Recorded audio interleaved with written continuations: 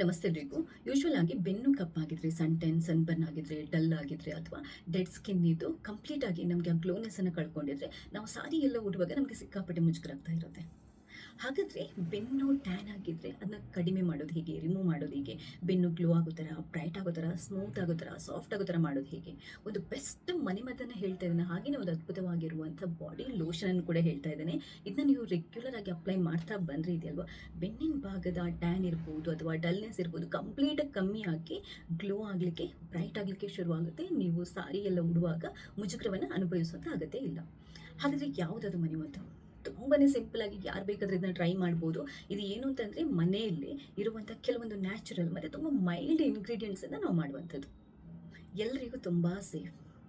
ಆದರೂ ನೀವು ಏನನ್ನಾದರೂ ಮುಖಕ್ಕೆ ಅಥವಾ ದೇಹದ ಭಾಗಗಳಿಗೆ ಹಚ್ತಾ ಇದ್ದೀರಾ ಅಂತಂದರೆ ಒಂದ್ಸರಿ ಪ್ಯಾಚ್ ಟೆಸ್ಟನ್ನು ಮಾಡ್ಕೊಳ್ಳಿ. ಫಸ್ಟ್ ಇದನ್ನ ಮಾಡೋದು ಹೇಗೆ ಅಂತ ನೋಡ್ಕೊಂಬರೋಣ. ಮೊದಲಿಗೆ ನಮ್ಗೆ ಇದಕ್ಕೆ ಬೇಕಾಗಿರುವಂಥದ್ದು ಕಡಲೆ ಹಿಟ್ಟು. ಎಲ್ಲರ ಮನೆಯಲ್ಲಿರುತ್ತೆ.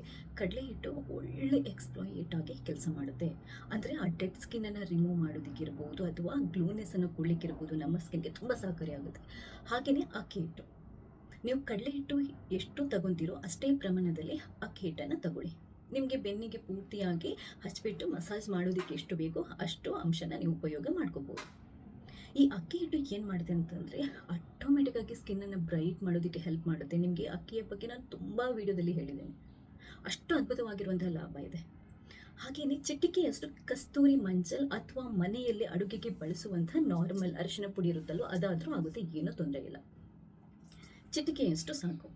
ಆಮೇಲೆ ಇದನ್ನ ಕಲಿಸೋದಕ್ಕೆ ನಮಗೆ ಮೊಸರು ಬೇಕಾಗುತ್ತೆ.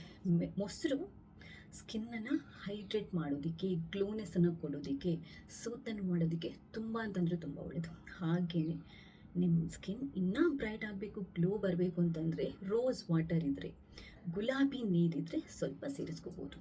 ಇದು ಅದ್ಭುತವಾಗಿ ಕೆಲಸ ಮಾಡುತ್ತೆ. ಇದೆಲ್ಲ ಇಂಗ್ರೀಡಿಯೆಂಟ್ಸನ್ನು ನೀವು ನೀಟಾಗಿ ಒಂದು ಬೌಲಿಗೆ ಹಾಕಿ ಕ್ಲೀನಾಗಿ ಮಿಕ್ಸ್ ಮಾಡಿಕೊಂಡು ಪೇಸ್ಟ್ ಮಾಡ್ಕೊಳ್ಳಿ.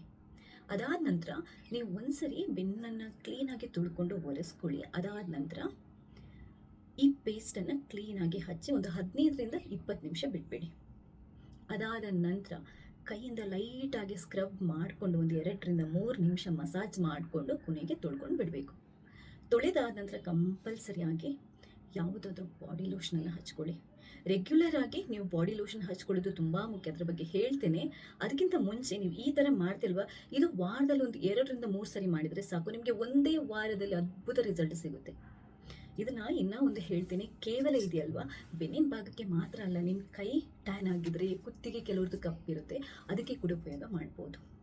ಸಿಕ್ಕಾಪಟ್ಟೆ ಒಳ್ಳೆಯ ರಿಸಲ್ಟ್ ಕೊಡುತ್ತೆ ಮತ್ತು ತುಂಬ ಸೇಫ್ ಆಗಿರುವಂಥದ್ದು. ಯಾರು ಬೇಕಾದರೂ ಯಾವುದೇ ಸೈಡ್ ಎಫೆಕ್ಟ್ ಬಗ್ಗೆ ಯೋಚಿಸದೆ ಟ್ರೈ ಮಾಡ್ಬೋದು. ಮತ್ತು ಎಲ್ಲ ಇಂಗ್ರೀಡಿಯೆಂಟ್ಸ್ ಕೂಡ ಅಷ್ಟೇ ತುಂಬ ಪವರ್ಫುಲ್. ನಿಮಗೆ ಅಕ್ಕಿ ಹಿಟ್ಟು, ಕಡಲೆ ಹಿಟ್ಟು ಹಿಂದಿನ ಕಾಲದಿಂದಲೂ ಕೂಡ ಅಷ್ಟೇ ಸೌಂದರ್ಯ ವರ್ಧಕಗಳಲ್ಲಿ ಇರ್ಬೋದು, ಹಿಂದಿನ ಕಾಲದವರು ತಮ್ಮ ಸೌಂದರ್ಯವನ್ನು ಕಾಪಾಡೋದಕ್ಕೆ ಇರ್ಬೋದು ಯೂಸ್ ಮಾಡ್ತಾನೆ ಬಂದಿರುವಂಥದ್ದು. ಅರಿಶಿಣದ ಬಗ್ಗೆ ನಿಮಗೆ ಚೆನ್ನಾಗಿ ಗೊತ್ತು. ಮೊಸರು ಕೂಡ ಅಷ್ಟೇ ತುಂಬ ಒಳ್ಳೆಯದು. ಸೊ ಯಾವುದೇ ಥರದ ಸೈಡ್ ಎಫೆಕ್ಟ್ ಇಲ್ಲ. ವಾರದಲ್ಲಿ ಒಂದು 2ರಿಂದ 3 ಸರಿ ಮಾಡ್ಬೋದು. ಇನ್ನೂ ಒಂದು, ನೀವು ರೆಗ್ಯುಲರ್ ಆಗಿ ಯಾವುದಾದ್ರೂ ಒಳ್ಳೆಯ ಬಾಡಿ ಲೋಷನನ್ನು ಸ್ನಾನ ಆದ ನಂತರ ಕೈಗೆ, ಬೆನ್ನಿಗೆ ಹಚ್ಕೊಂಡ್ರೆ ನಿಮ್ಮ ಸ್ಕಿನ್ ಇದೆಯಲ್ವ ತುಂಬ ಸಾಫ್ಟ್, ಸ್ಮೂತ್, ಆಟೋಮೆಟಿಕ್ಕಾಗಿ ಗ್ಲೋಯಿಂಗ್ ಇರುತ್ತೆ. ಯಾಕಂತಂದರೆ ನೀವು ಬಾಡಿ ಲೋಷನಲ್ಲಿ ಇರುವಂಥ ಕೆಲವೊಂದು ಅಂಶಗಳಿದೆಯಲ್ವ ಅದು ಟ್ಯಾನನ್ನು ರಿಮೂವ್ ಮಾಡೋದಕ್ಕೆ, ಸ್ಕಿನ್ನಿಗೆ ಆ ಸ್ಮೂತ್ನೆಸ್ಸನ್ನು, ಗ್ಲೋನೆಸ್ಸನ್ನು ಕೊಡಲಿಕ್ಕೆ ತುಂಬ ಅಂತಂದರೆ ತುಂಬ ಹೆಲ್ಪ್ ಮಾಡುತ್ತೆ. ಆದ್ದರಿಂದ ಈ ನಿವಿಯಾ ಅವ್ರದ್ದು ಶಿಯಾ ಸ್ಮೂತ್ ಅನ್ನುವಂಥ ಒಂದು ಬಾಡಿ ಲೋಷನ್ ಇದೆ. ಅದರದ್ದು ಲಿಂಕ್ ಬೇಕಾದರೆ ನೀವು ಈ ವಿಡಿಯೋದ ಡಿಸ್ಕ್ರಿಪ್ಷನ್ ಬಾಕ್ಸಲ್ಲಿ ಚೆಕ್ ಮಾಡಿ ಅಥವಾ ನಾನು ಫಸ್ಟ್ ಕಮೆಂಟಲ್ಲಿ ಹಾಕಿರ್ತೇನೆ, ಅದನ್ನು ನೀವು ಬೈ ಮಾಡ್ಬೋದು. ಬಟ್ ನೀವು ರೆಗ್ಯುಲರ್ ಆಗಿ ಸ್ನಾನ ಆದ ನಂತರ ಈ ಬಾಡಿ ಲೋಷನನ್ನು ಹಚ್ತಾ ಬಂದರೆ ನಿಮ್ಮ ಬೆನ್ನಿದೆಯಲ್ವ ಯಾವಾಗಲೂ ಸ್ಮೂತ್, ಶೈನಿಂಗ್ ಆಗಿ, ಗ್ಲೋಯಿಂಗ್ ಆಗಿ ಇರುತ್ತೆ. ಕೈ ಕಾಲಿಗೆ ಕೂಡ ನೀವು ಹಚ್ಕೊಳ್ಳೋದು ತುಂಬ ಮುಖ್ಯ. ಇವಾಗ ವಿಂಟರ್ ಸೀಸನಲ್ಲಿ ನೀವು ಇದನ್ನ ರೆಗ್ಯುಲರ್ ಆಗಿ ಹಚ್ತಾ ಇದ್ರೆ ಈವನ್ ನಿಮಗೆ ಸುಕ್ಕು ಬೀಳೋದು, ನೆರಿಗೆ ಬೀಳೋದು ಇದೆಲ್ಲ ಕಡಿಮೆ ಆಗುತ್ತೆ. ಪೊಲ್ಯೂಷನಿಂದ ನಿಮ್ಮ ಸ್ಕಿನ್ನನ್ನು ರಕ್ಷಿಸುತ್ತೆ. ಸೊ ಒಂದೇನು ಅಂತಂದರೆ ವಾರದಲ್ಲಿ ಒಂದು 2ರಿಂದ 3 ಸರಿ ನಾನು ಹೇಳಿರುವಂಥ ಮನೆಮದ್ದನ್ನು ಫಾಲೋ ಮಾಡಿ ಅದ್ಭುತ ರಿಸಲ್ಟ್ ಸಿಗುತ್ತೆ. ಒಂದು ವೇಳೆ ಟ್ಯಾನ್ ಆಗಿ ಕಪ್ಪಾಗಿದ್ರೆ, ಬಿಸಿಲಿಗೆ ಓಡಾಡಿ ಕಪ್ಪಾಗಿದ್ರೂ ಕೂಡ ಅಷ್ಟೇ ಇದು ಕಂಪ್ಲೀಟಾಗಿ ಬೆನ್ನಿನ ಭಾಗದಲ್ಲಿ ಇರುವಂತಹ ಡೆಡ್ ಸ್ಕಿನ್ನನ್ನು ರಿಮೂವ್ ಮಾಡಿ, ಟ್ಯಾನ್ ಎಲ್ಲ ರಿಮೂವ್ ಮಾಡಿ ಬೆನ್ನು ಗ್ಲೋ ಆಗೋ ಥರ ಮಾಡುತ್ತೆ. ರೆಗ್ಯುಲರ್ ಆಗಿ ಶಾಶ್ವತವಾಗಿ ನಿಮ್ಮ ಬೆನ್ನು ಗ್ಲೋ ಆಗ್ತಾನೆ ಇರಬೇಕು ಅಂತಂದರೆ ನೀವು ರೆಗ್ಯುಲರ್ ಆಗಿ ಯಾವುದಾದ್ರೂ ಒಳ್ಳೆಯ ಬಾಡಿ ಲೋಷನನ್ನು ಸ್ನಾನ ಆದ ನಂತರ ಹಚ್ಕೊಳ್ಳೋದನ್ನು ಅಭ್ಯಾಸ ಮಾಡ್ಕೊಳ್ಳಿ. ಸೊ ಈ ವಿಡಿಯೋ ಇಷ್ಟ ಆದರೆ ಲೈಕ್ ಮಾಡಿ. ಇದು ನನ್ನ ಹೊಸ ಚಾನಲ್ MS ಗ್ಲೋ ಅಂತ beauty tips, skin care tips, ಹಾಗೆಯೇ ಹೇರ್ ಹೇರ್ ಕೇರ್ಗೆ ಸಂಬಂಧಪಟ್ಟಂಥ ಟಿಪ್ಸ್ಗಳನ್ನು ಇದರಲ್ಲಿ ಬೇಕಾದಷ್ಟು ಹಾಕ್ತಾ ಇರ್ತೇನೆ. ಎಲ್ಲ ವಿಡಿಯೋಗಳನ್ನು ನೀವು ಮಿಸ್ ಮಾಡದೆ ನೋಡ್ಕೋಬೇಕು ಅಂತಂದರೆ ದಯವಿಟ್ಟು ನನ್ನ ಈ ಚಾನಲನ್ನು ಸಬ್ಸ್ಕ್ರೈಬ್ ಆಗೋದನ್ನು ಮರಿಬೇಡಿ. ಥ್ಯಾಂಕ್ಸ್ ಎಲ್ರಿಗೂ.